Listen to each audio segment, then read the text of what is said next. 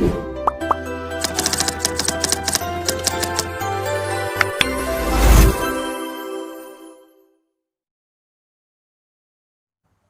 Students, class 12th का जो chapter 13 है प्रोबेबिलिटी एनसीईआरटी बुक से, उसकी एक्सरसाइज 13.1 जो कंडीशनल प्रोबेबिलिटी थी वो हम कंप्लीट कर चुके हैं। अब देखते हैं एक्सरसाइज 13.2 को, जिसमें मल्टीप्लिकेशन लॉ ऑफ प्रॉपर्टी पढ़ेंगे और जो इंडिपेंडेंट इवेंट्स है उनको पढ़ेंगे, उन पर बेस्ड क्वेश्चन करेंगे।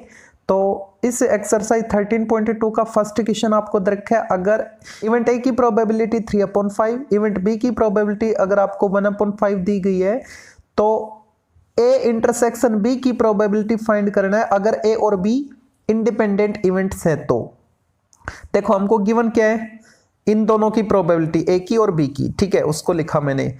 अब कंडीशन क्या रखिए, ए और बी दोनों इंडिपेंडेंट इवेंट्स है। अगर ये दोनों इंडिपेंडेंट इवेंट्स हैं तो क्या होना चाहिए, ए इंटरसेक्शन बी की जो प्रोबेबिलिटी है वो P A into P B, ठीक है, इसके इक्वल होना चाहिए। अब हमारे पास जो वैल्यू है वो यहाँ पे पुट कर देंगे तो ए इंटरसेक्शन बी की प्रोबेबिलिटी आ जाएगी। तो मैं वैल्यू पुट कर रहा हूँ 3/5 इंटू 1/5, ठीक है। अब इनको सोल्व करने पे क्या मिलेगा, 3/25, ये इसका आंसर होगा। जो सेकंड क्वेश्चन है इसमें आपको बोल रखा है दो कार्ड है और उन दोनों को रेंडमली सिलेक्ट किया गया है एंड विदाउट रिप्लेसमेंट, और वापस उनको नहीं रखा गया है, ठीक है, from a pack of 52 playing cards. Okay, find the probability that both the cards are black. इस बात की क्या प्रोबेबिलिटी है कि जो दो कार्ड निकाले विदाउट रिप्लेसमेंट के साथ वो दोनों ब्लैक कलर के होंगे। मतलब एक कार्ड निकाला, उसको अलग रख दिया, वापस उसी में नहीं मिलाया, ठीक है, विदाउट रिप्लेसमेंट का ये मतलब ये है। अच्छा, तो यहाँ पे दो इवेंट हैं, देखो दो कार्ड निकाल रहे हैं ना, तो इवेंट पहली वाले को मैं क्या लेट करूं कि पहला जो कार्ड निकाला वो ब्लैक है और दूसरा वाला दूसरी इवेंट जो दूसरा कार्ड निकाला वो ब्लैक है, ठीक है। तो ए को मैंने लिया first card drawn is black, ऐसे ही इवेंट बी को भी ये लिखूंगा second card drawn is black, ठीक है। अब पहली इवेंट की प्रोबेबिलिटी निकालते, इवेंट इवेंट ए, ठीक है, इवेंट ए की प्रोबेबिलिटी। इवेंट ए की प्रोबेबिलिटी कैसे निकाले, इवेंट ए क्या है, first drawn card is black. अब ब्लैक कार्ड कितने होते हैं, 26 आउट ऑफ 52, तो सोल्व करोगे तो क्या आएगा 1/2, ठीक है। अब पहला कार्ड निकल चुका, ब्लैक कार्ड पहला निकल चुका, ठीक है, उसके बाद मेरे को दूसरा कार्ड निकालना है, उस जो पहले कार्ड निकला उसको रिप्लेस नहीं करना है, ठीक है, विदाउट रिप्लेसमेंट बोल रखे इसने। तो ये तो कंडीशनल प्रोबेबिलिटी हो गई ना बी के लिए, कब, जब event A has already occurred, ठीक है। तो क्या लिखेंगे, प्रोबेबिलिटी ऑफ बी अपॉन ए, और वो क्या आएगी, देखो यहाँ पे ब्लैक कार्ड 26 थे, ठीक है, एक कार्ड निकल चुका, अलग कर दिया हमने, तो अब कितने बचे ब्लैक कार्ड, 25 बचे। आउट ऑफ टोटल कितने 52 थे, उसमें से एक निकल गया ना, तो अब बचे 51, ठीक है। ये हो गई conditional probability of event B when event A has occurred. हमको प्रोबेबिलिटी किसकी फाइंड करनी है, find the probability that both cards are black, दोनों कार्ड ब्लैक हो, ए की और बी की, यानी ए इंटरसेक्शन बी की प्रोबेबिलिटी हमको चाहिए, ठीक है। तो जो मल्टीप्लिकेशन लॉ था प्रोबेबिलिटी का, वो क्या कहता है, जो ए इंटरसेक्शन बी की प्रोबेबिलिटी आएगी वो इन दोनों का प्रोडक्ट होगा। मतलब इवेंट पहली इवेंट जो हैपन हो चुकी है, जैसे कि मैंने इवेंट ए को लिया, ठीक है, उसके बाद conditional probability of event B when event A has occurred, इन दोनों का प्रोडक्ट होगा। तो यहाँ पे वैल्यू पुट करते हैं, probability of A intersection B equal probability of event A is 1/2 into probability of B upon A 25/51। Solve करोगे तो आएगा 21/102, ठीक है। थर्ड क्वेश्चन में बोला गया है कोई एक बॉक्स है, उसमें से 3 ऑरेंज रेंडमली निकाली जाती हैं, ठीक है, निरीक्षण करना होगा उसका। If all the 3 orange are good, अगर ये जो 3 ऑरेंज निकाली तीनों ही अच्छी ऑरेंज है, the box is approved for sale, तो उस बॉक्स को बेचने के लिए अप्रूव किया जाएगा, ठीक है। अदरवाइज इट इज रिजेक्टेड, या फिर कोई भी एक भी खराब आ जाती है तो उस बॉक्स को नहीं बेचा जाएगा, रिजेक्ट किया जाएगा। Find the probability that a box containing 15 orange out of which 12 are good. एक बॉक्स में 15 ऑरेंज है, जिनमें से 12 तो अच्छी ऑरेंज है और 3 खराब ऑरेंज है। तो इस बात की क्या प्रोबेबिलिटी है कि उस बॉक्स को सेल के लिए यानी बेचने के लिए अप्रूव किया जाएगा। तो यहाँ पे देखो 3 ऑरेंज निकालनी है ना, तो मैं 3 इवेंट्स ले लेता हूँ, ए बी और सी, इवेंट ए किसको रिप्रेजेंट कर रही है कि जो पहली ऑरेंज है वो अच्छी है, और जो इवेंट बी है वो दूसरी के लिए, और जो इवेंट सी है वो तीसरी के लिए, तीसरी ऑरेंज के लिए, कि तीनों अच्छी होंगी। अब मैं इवेंट ए की प्रोबेबिलिटी निकालता हूं, उससे पहले इनका जो नंबर है वो लिख लेता हूं मैं पहले, ठीक है। Number of good orange and bad orange. अच्छा, अब इवेंट ए की प्रोबेबिलिटी मतलब पहली जो ऑरेंज निकाल रहे हैं ना वो अच्छी ऑरेंज होगी, इस बात की प्रोबेबिलिटी, यानी प्रोबेबिलिटी ऑफ इवेंट ए वो क्या आएगी। देखो अच्छी ऑरेंज कितनी है, 12 है, टोटल कितनी है, 15 है, तो 12/15 सोल्व करेंगे तो कितना आएगा, 4/5, ठीक है। अब एक ऑरेंज निकल चुकी है और इसने बोल रखा था विदाउट रिप्लेसमेंट, यानी वापस नहीं रखनी उसको, ठीक है। तो दूसरी ऑरेंज अच्छी आए, इस बात की क्या प्रोबेबिलिटी होगी, मतलब इवेंट बी की प्रोबेबिलिटी कब, जब इवेंट ए ऑलरेडी हैपन हो चुकी है, यानी conditional probability of event B when event A has occurred. तो वो क्या आएगी, देखो अच्छी ऑरेंज है ना बी वाली जो इवेंट है, उसमें भी जो दूसरी ऑरेंज निकाली है वो अच्छी ऑरेंज है। तो अच्छी ऑरेंज कितनी थी, 12 थी पहले, एक निकल चुकी और इसको वापस नहीं रखा गया है, तो अब कितनी बची, 11 बची, ठीक है। तो मैंने लिखा 11 आउट ऑफ, अब टोटल कितनी, टोटल 15 थी, उसमें से एक निकल चुकी ना, तो टोटल 14 बची, ठीक है। तो नीचे लिखेंगे 14, ये होगी बी के लिए, कब, जब इवेंट ए ऑलरेडी ओकर्ड है। ऐसे ही इवेंट सी की प्रोबेबिलिटी निकालेंगे कब, जब पहली और दूसरी ऑरेंज अच्छी निकल चुकी है, ठीक है, यानी conditional probability of event C when event A and B has occurred. तो वो क्या आएगी, अब देखो इवेंट सी में क्या है, थर्ड ऑरेंज इज गुड, है ना। तो अब अच्छी कितनी बची है, एक सेकंड वाले केस से भी निकल गई, तो 11 थी, तो अब एक कम और कर दो तो कितनी हो जाएंगी, 10 हो जाएंगी। तो ऊपर लिखा मैंने 10 आउट ऑफ, टोटल अब कितनी, 14 थी दूसरे वाले केस तक, एक और कम हो गई है, तो अब कितनी बचेंगी, 13 बचेंगी, तो नीचे आया 13, ठीक है। हमको फाइंड क्या करना है, हमको फाइंड करने के लिए इसने बोल रखा है कि वो जो बॉक्स था वो सेल के लिए अप्रूव किया जाएगा, मतलब तीनों ही ऑरेंज अच्छी होंगी, मतलब पहले वाली भी, ए से जो इवेंट ए से जो निकल रही है ऑरेंज वो भी, बी वाली भी और सी वाली भी, तीनों अच्छी होंगी, मतलब इनकी इंटरसेक्शन की प्रोबेबिलिटी हमको निकालनी है, probability of A intersection B intersection C. अब वो क्या होती है, हमने क्या पढ़ा था मल्टीप्लिकेशन ऑफ प्रोबेबिलिटी में, अगर तीन इवेंट की इंटरसेक्शन की प्रोबेबिलिटी निकालनी है तो पहले कोई भी एक इवेंट, ठीक है, उसका मल्टीप्लाई करेंगे कंडीशनल प्रोबेबिलिटी बी वाली का कंडीशनल प्रोबेबिलिटी सी वाली के साथ, ठीक है, मतलब ये प्रोडक्ट। अब ये तीनों वैल्यू हमारे पास है तो 1 बाय 1 वैल्यू पुट करते हैं, 4/5 मल्टीप्लाई बी बाई ए की प्रोबेबिलिटी थी 11/14 और लास्ट वाले की थी 10/13। अब इनको सोल्व करोगे तो आंसर आएगा ऊपर 44 और नीचे 91। क्वेश्चन नंबर 4 में बोला गया है a fair coin and an unbiased die. Fair coin का मतलब होता है कि इक्वल चांस है, कॉइन पे हेड भी आ सकता है टेल भी आ सकता है, ऐसा कुछ नहीं है कि हेड की प्रोबेबिलिटी ज्यादा है, ऐसा कोई स्लोप वगैरह नहीं दे रखा है कॉइन में, ठीक है। अनबाइस्ड डाई का मतलब कोई नंबर रिपीट नहीं हो रहा, 1 से 6 तक सारे के सारे नंबर अलग अलग है, इक्वल चांस है उनके आने के। Let A be the event head appears on the coin. Event A represent कर रहा है कि जो कॉइन है उस पर हेड आए, and B the event 3 on die, और बी इवेंट रिप्रेजेंट कर रहा है कि जो डाई है उस पर 3 आए। Check whether A and B are independent events और नॉट। तो हमको चेक करना है कि ये जो इवेंट ए और बी दे रखी है क्या ये इंडिपेंडेंट इवेंट्स है या नहीं, ठीक है। तो जो पॉसिबल आउटकम्स है वो लिख लेते हैं पहले। पॉसिबल आउटकम्स क्या क्या होंगे, देखो कॉइन है और वो जो डाई है उनको एक साथ अगर फेंकेगा तो हेड के साथ 1 से 6 तक कुछ भी आ सकता है, टेल के साथ 1 से 6 तक कुछ भी आ सकता है, तो वो 12 केस होंगे पॉसिबल आउटकम में, ठीक है। अब इवेंट ए लिखते हैं। इवेंट ए क्या रखा है कि जो कॉइन है उस पर हेड आना चाहिए, तो getting head on the coin. और जो इवेंट बी है वो क्या, जो डाई है उस पर 3 आना चाहिए, तो इवेंट बी क्या बनेगी, गेटिंग 3 ऑन द डाई। अब ये जो इवेंट ए है इसमें केस कौन कौन से आएंगे, जो ए के फेवर में जो आउटकम्स है उनको लिख लेते हैं। ए के फेयर में कौन कौन आएंगे, ये सारे 6 के 6 केस आएंगे जिनपे एच आ रहा है, हेड आ रहा है। और इवेंट बी के लिए वो केस लेने हैं जिसमें डाई पे 3 आए, ठीक है, तो वो तो 2 ही केस हैं, एच से 3 और टी 3, ठीक है। अब हमको फाइंड क्या करना है, ए और बी इंडिपेंडेंट इवेंट है या नहीं ये चेक करना है। ए और बी इंडिपेंडेंट इवेंट कब होगी, जब इनकी इंटरसेक्शन की प्रोबेबिलिटी इनकी सेपरेट प्रोबेबिलिटी के प्रोडक्ट के इक्वल हो, यानी probability of A intersection B equal probability of A into probability of B हो। ठीक है, अब इनकी 1 by 1 प्रोबेबिलिटी निकाले, उससे पहले मैं ए इंटरसेक्शन बी निकाल लेता हूं।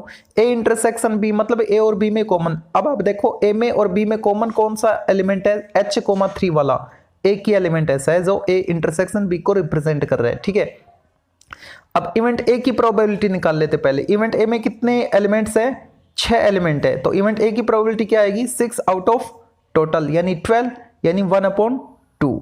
ठीक है, इवेंट बी की प्रोबेबिलिटी, इवेंट बी में 2 एलिमेंट है, कितने में से, 6 में से, तो सॉरी 12 में से, सोल्व करेंगे तो क्या आएगा 1/6। अच्छा, अब जो ए इंटरसेक्शन बी है उसकी प्रोबेबिलिटी भी निकाल लेते हैं, तो उसमें तो एक ही एलिमेंट है, कितने में से, 12 में से। ठीक है, अब ये जो ए और बी इंडिपेंडेंट इवेंट होंगी उसके लिए जो रिस्ट्रिक्शन है उसमें ये वैल्यू पुट करते हैं, मतलब A P A into P B निकालते हैं, तो P A into P B value put करते हैं 1/2 इंटू 1/6, सोल्व करोगे तो कितना आएगा 1/12। ठीक है, और ए इंटरसेक्शन बी की प्रोबेबिलिटी नीचे नीचे देखो वो भी 1/12 है, मतलब दोनों कंडीशन सेटिस्फाई हो रही है, P A into P B P A intersection B के इक्वल है, इसका मतलब ए और बी इंडिपेंडेंट इवेंट्स होंगी। अब देखते क्वेश्चन नंबर 5 को। 5 में क्या बोल रखा है, a die marked 1 2 3 in red and 4 5 6 in green is tossed. एक डाई है जिस पर 1 से 6 तक नंबर इस तरीके से लिख रखे हैं कि शुरू के जो 3 नंबर है 1 2 3 वो तो लाल रंग से लिख रखे हैं और आगे वाले 4 5 6 ग्रीन कलर से लिखे हुए हैं और उसको टोस्ट किया जाता है। तब जो इवेंट हैपन होंगी वो आपको इस तरीके से देखिए कि जो इवेंट ए है वो रिप्रेजेंट कर रही है नंबर इज इवन। ठीक है, और जो इवेंट बी है वो रिप्रेजेंट कर रही है नंबर इज रेड। तब ए और बी इंडिपेंडेंट होंगी क्या, ये हमको चेक करना है। ठीक है, तो सैंपल स्पेस में जो पॉइंट आएंगे वो क्या आएंगे 1 2 6 1 2 3 4 5 6। ठीक है, लेकिन आपकी सुविधा के लिए मैंने इनको कलर दे दिया है। ठीक है, 1 2 3 रेड है और 4 5 6 ग्रीन है। ठीक है, ये सैंपल स्पेस के 6 पॉइंट्स होंगे। अच्छा, अब इवेंट ए क्या रखिए आपको, द नंबर इज इवन। ठीक है, तो इवेंट ए को लिखा मैंने और इवेंट बी क्या रखिए, नंबर इज रेड, उसको लिखा मैंने। ओके, अब इवेंट ए में जो एलिमेंट आएंगे ना वो क्या क्या आएंगे वो मैं लिख देता हूं, नंबर इज इवन यानी 2 4 6। ठीक है, तो ये भी मैंने आपकी सुविधा के लिए 2 को रेड किया, 4 6 ग्रीन है तो उनको मैंने ग्रीन ही लिखा है। ओके, और जो बी इवेंट है वो किसको रिप्रेजेंट कर रही है, रेड नंबर को। रेड नंबर क्या है 1 2 3, तो बी में एलिमेंट क्या आएंगे 1 2 3। ठीक है, अच्छा इसके बाद ए इंटरसेक्शन बी और निकाल लेते हैं। ए इंटरसेक्शन बी मतलब दोनों का कॉमन, मतलब वो नंबर इवन भी होना चाहिए और रेड भी होना चाहिए। तो ए इंटरसेक्शन बी किसको रिप्रेजेंट करेगा, the number is red and even को। तो ए इंटरसेक्शन बी में कौन सा एलिमेंट आएगा, जो रेड भी है और इवन भी है, वो तो 2 ही है ना, ओनली 2। ठीक है, तो ए इंटरसेक्शन बी का जो एलिमेंट है उसको लिखा मैंने 2, जो रेड भी है और इवन भी है। ठीक है, अब मेरे पास तीनों इवेंट है, मतलब ए भी है, बी भी है और ए इंटरसेक्शन बी भी है, तो इनकी सेपरेट प्रोबेबिलिटी फाइंड कर लेता हूं। इवेंट ए की प्रोबेबिलिटी क्या आएगी, इवेंट ए में कितने एलिमेंट है, 3 एलिमेंट है आउट ऑफ 6, तो 3/6। 3/6 का मतलब सोल्व करोगे तो 1/2 आएगा। ठीक है, तो उसको लिखा मैंने 1/2। इवेंट बी में बी की प्रोबेबिलिटी फाइंड करो तो उसमें भी 3 एलिमेंट है, सेम प्रोबेबिलिटी होगी 3/6 यानी 1/2। ठीक है, उसके बाद जो ए इंटरसेक्शन बी है इसकी प्रोबेबिलिटी निकालते हैं, तो इसमें तो एक ही एलिमेंट है ना, कितने में से, 6 में से, तो इसकी प्रोबेबिलिटी 1/6 होगी। अच्छा, अब आपके पास ए की, बी की और ए इंटरसेक्शन बी की प्रोबेबिलिटी आ चुकी है। हमको चेक क्या करना है, A and B are independent है ना, are A and B independent, क्या ए और बी इंडिपेंडेंट है। अगर ए और बी इंडिपेंडेंट हैं तो क्या होना चाहिए, probability of A intersection B equal probability of A into probability of B. तो पहले मैं probability of A into probability of B निकाल लेता हूं। ठीक है, वो क्या आएगा, साइड में देखो आप, ए की और बी की जो प्रोबेबिलिटी है 1/2 उनको मल्टीप्लाई कर लेते हैं, तो कितना आएगा 1/4। ठीक है, 1/2 इंटू 1/2 1/4। आगे देखते हैं।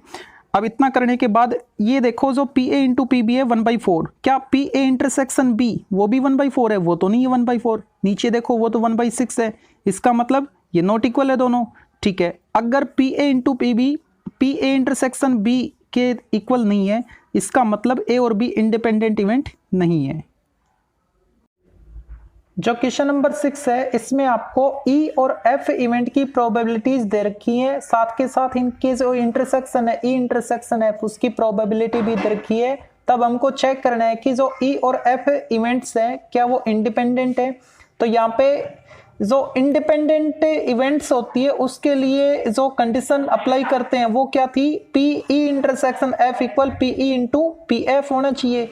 तो यहाँ पे जो ई इंटरसेक्शन एफ है उसकी प्रोबेबिलिटी आपको 1/5 दे रखी है, ठीक है, और P E into P F आपको निकालना होगा, तो वो आपको दे रखी है पी ई 3/5, ठीक है। तो उसको लिखा मैंने मल्टीप्लाई पी एफ मतलब इवेंट एफ की प्रोबेबिलिटी वो है आपके पास 3/10।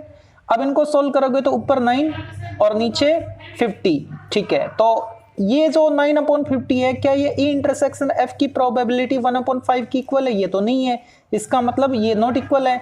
और अगर ये नॉट इक्वल है तो ये जो ई और एफ इवेंट्स है ये इंडिपेंडेंट इवेंट नहीं होंगी।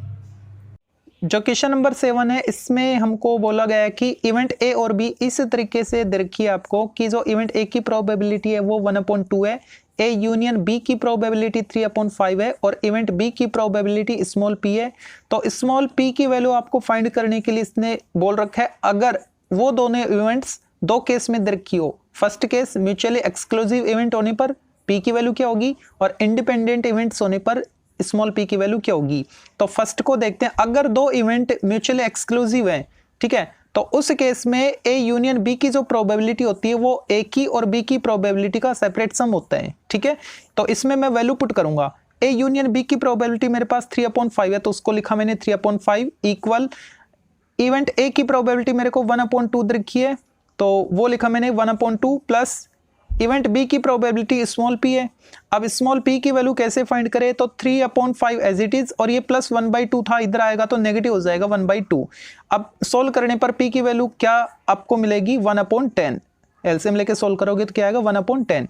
अब देखते हैं सेकंड पार्ट को, तो सेकंड पार्ट में इवेंट्स इंडिपेंडेंट दे रखी है आपको ना, अगर ए और बी इंडिपेंडेंट है तो रिलेशन क्या मिलता था हमको, ए इंटरसेक्शन बी की जो प्रोबेबिलिटी थी वो ए की प्रोबेबिलिटी और बी की प्रोबेबिलिटी का प्रोडक्ट होता था, ठीक है। लेकिन मेरे को ए इंटरसेक्शन बी कहीं भी नहीं दिख रहा क्वेश्चन में, लेकिन ये मेरे को पता है कि ए यूनियन बी और ए इंटरसेक्शन बी की जो प्रोबेबिलिटी होती है उनमें रिलेशन मैं जानता हूं अच्छे से, तो वही रिलेशन मैं यहाँ पे अप्लाई कर रहा हूं, ठीक है। अब ये जो रिलेशन है यहां से इस रिलेशन में आप ए इंटरसेक्शन बी की प्रोबेबिलिटी इसमें भी आ रहा है ना, लेकिन वो आप ऊपर देखो इस ग्रीन ब्रैकेट के अंदर ए इंटरसेक्शन बी की प्रोबेबिलिटी की वैल्यू क्या है, probability of event A into probability of event B, ये इस लास्ट में पुट कर देंगे, ठीक है। तो ये मैंने पुट किया, ये रिजल्ट। अब मैं वैल्यू पुट करता हूं जो मेरे पास अवेलेबल वैल्यू है, क्योंकि इंटरसेक्शन हट गया, एक तरीके से खत्म हो गया, ठीक है, इंटरसेक्शन था भी नहीं मेरे पास तो उसको मैंने एलिमिनेट किया किसी तरीके से। तो ए यूनियन बी की प्रोबेबिलिटी आपको 3/5 रखी है तो उसकी वैल्यू मैंने पुट की इक्वल इवेंट ए की प्रोबेबिलिटी मेरे को कितनी रखी, मेरे को इवेंट ए की प्रोबेबिलिटी 1/2 रखी है, उसको लिखा मैंने plus P minus 1/2 into P, ठीक है। अब मैं इनको सोल्व करूंगा तो सोल्व करने पर जो पी की वैल्यू है वो मेरे को क्या मिलेगी 1/5। सोल्व करोगे आप तो रिजल्ट क्या आएगा 1/5, ये इसका सॉल्यूशन। नेक्स्ट जो 8th क्वेश्चन है उसमें हमको ए और बी इंडिपेंडेंट इवेंट्स दे रखी हैं, जिसमें ए इवेंट की प्रोबेबिलिटी 0.3 है, इवेंट बी की प्रोबेबिलिटी 0.4 है। तो ये चारों केस हमको फाइंड करने हैं। यहाँ पे जो गिवन है सबसे पहले मैं उसको लिखता हूँ, ठीक है। अब जो फर्स्ट पार्ट है उसमें ए इंटरसेक्शन बी पूछ रखा है, लेकिन उससे पहले ए और बी इंडिपेंडेंट इवेंट्स दे रखी हैं, ठीक है। तो अगर ए और बी इंडिपेंडेंट इवेंट्स होती हैं तो रिलेशन क्या था इनकी प्रोबेबिलिटी में, probability of A intersection B equal इन दोनों की सेपरेट प्रोबेबिलिटी का प्रोडक्ट, ठीक है। अब फर्स्ट पार्ट में क्या है, ए इंटरसेक्शन बी वो हमको फाइंड करना है, ए इंटरसेक्शन बी की प्रोबेबिलिटी। अब देखो ऊपर ए इंटरसेक्शन बी की प्रोबेबिलिटी ए की और बी की प्रोबेबिलिटी का प्रोडक्ट है, तो मैं क्या लिखूंगा 0.3 इंटू 0.4, सोल्व करोगे तो आंसर क्या आएगा 0.12, ठीक है। ये फर्स्ट पार्ट था। सेकंड है हमारे पास probability of A union B, वो इस रिलेशन से दी जाएगी। तो इसमें जो हमारे पास वैल्यू है वो पुट करते हैं, वैल्यू हमारे पास तीनों है, ए की प्रोबेबिलिटी है, बी की प्रोबेबिलिटी और इंटरसेक्शन की अभी मल्टीप्लाई किया था तो वो आ गया है, तो तीनों को मैंने पुट किया है, ठीक है। सोल्व करने पर जो रिजल्ट आएगा वो आएगा 0.58। अब जो थर्ड पार्ट है उसमें आपको क्या रखा है, कंडीशनल प्रोबेबिलिटी है, ये conditional probability of event A when event B has occurred, है ना। लेकिन ए और बी तो इंडिपेंडेंट इवेंट थी, तो बी की प्रोबेबिलिटी से ए की प्रोबेबिलिटी पे कोई फर्क नहीं पड़ेगा, चाहे वो पहले कुछ भी आई हो, ठीक है। तो उस केस में ये जो पी ए बाई बी है, कब, जब इवेंट इंडिपेंडेंट हो, तो उस केस में P A by B P A के इक्वल होता है। तो इसको मैंने प्रोबेबिलिटी ऑफ इवेंट ए के इक्वल लिखा है, ठीक है। और इवेंट ए की प्रोबेबिलिटी हमारे पास 0.3 है, तो इसका आंसर क्या आएगा 0.3। ऐसे ही जो फोर्थ पार्ट है उसको करना है, ये मैं बेसिक वीडियो में बता चुका हूं, जो इंडिपेंडेंट इवेंट्स का मैंने बेसिक वीडियो बनाया था उसमें आपको क्लियर हो जाएगा, उसका लिंक डिस्क्रिप्शन बॉक्स में दे दिया जाएगा, तो आप वहां से देख सकते हैं P A by B P A के इक्वल क्यों है, और P B by A P B के इक्वल आएगा तो क्यों आएगा, ठीक है। अब हमारे पास बी इवेंट की प्रोबेबिलिटी 0.4 है, तो उसको लिखा मैंने 0.4, ये इसका आंसर था। जो क्वेश्चन नंबर 9 है, इसमें आपको बोल रखा है कि अगर ए और बी दो इवेंट इस तरीके से हैं कि इवेंट ए की प्रोबेबिलिटी 1/4, इवेंट बी की प्रोबेबिलिटी 1/2 और इनके इंटरसेक्शन की प्रोबेबिलिटी 1/8 हो, तो P not A and not B find करो। मतलब नॉट ए का मतलब A dash complement of event A, और नॉट बी का मतलब कॉम्प्लीमेंट ऑफ इवेंट बी, जिसको मैं आगे ए डैश और बी डैश से रिप्रेजेंट करूंगा, ठीक है। तो हमको गिवन क्या है, वो तीनों प्रोबेबिलिटी मैं लिख लेता हूं, ठीक है, ये हमको गिवन है।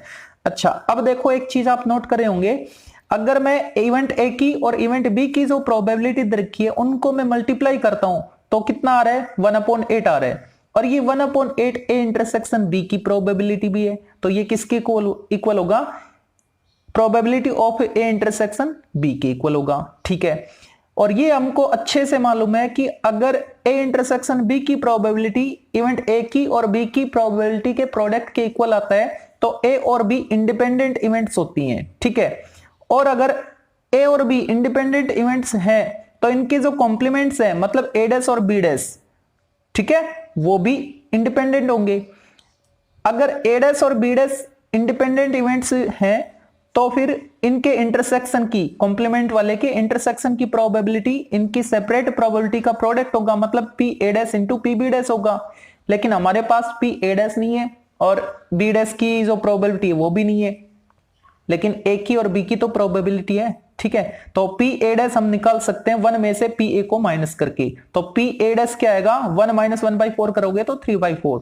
ऐसे ही पी बी डैश क्या आएगा 1 - हाफ मतलब हाफ, ठीक है। अब ये दोनों वैल्यू यहाँ पे पुट करते हैं, तो P A dash intersection B dash किसके इक्वल आएगा 3/4 इंटू 1/2। सॉल्व करने पे क्या मिलेगा 3/8, ये इसका आंसर होगा।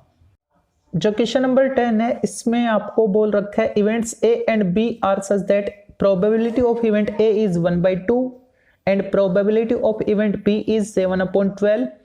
अब यहाँ पे देखो ए नोट का मतलब समझ गए होंगे आप, ए डैश, और नोट बी का मतलब बी डैश।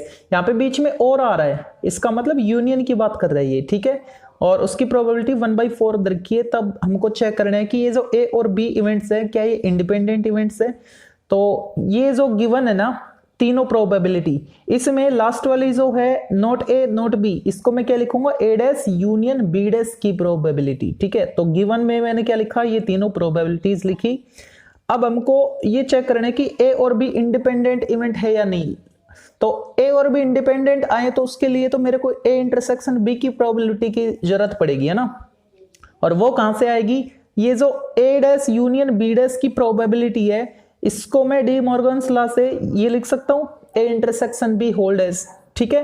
अब किसी भी इवेंट की प्रोबेबिलिटी का अगर डैश हटाना है, ठीक है, तो उसको 1 में से माइनस करते हैं, तो इसको मैंने 1 में से माइनस कर दिया, ठीक है। अब ए इंटरसेक्शन बी की प्रोबेबिलिटी में फाइंड करना चाहूं तो 1 में से इसको माइनस कर देंगे लेफ्ट साइड वाले को, ठीक है। यहां पे ए डैश यूनियन बी डैश की प्रोबेबिलिटी मेरे पास है, वो यहाँ पे अगर मैं पुट कर दूं तो ए इंटरसेक्शन बी की प्रोबेबिलिटी मेरे को मिल जाएगी। तो वो वैल्यू क्या है 1/4 है, तो 1/4 में पुट कर रहा हूं यहाँ पे, ठीक है। एलसीएम लेके सोल्व करूंगा तो आंसर क्या आएगा 3/4, ठीक है। ए इंटरसेक्शन बी की प्रोबेबिलिटी आ गई है 3/4। अच्छा, अब P A into P B निकाल लेते हैं। P A into P B क्या आएगा 1/2 इंटू 7/12, सोल्व करने पे मिलेगा 7/24, ठीक है। अब देखो ए इंटरसेक्शन बी की प्रोबेबिलिटी 3/4 है और P A into P B आपके पास 7/24 है, ये तो इक्वल नहीं है। ठीक है, अगर ये इक्वल नहीं है तो ए और बी इंडिपेंडेंट इवेंट्स नहीं होंगी। आज के लिए इतना काफी है, बाकी करेंगे नेक्स्ट वीडियो में। Thank you.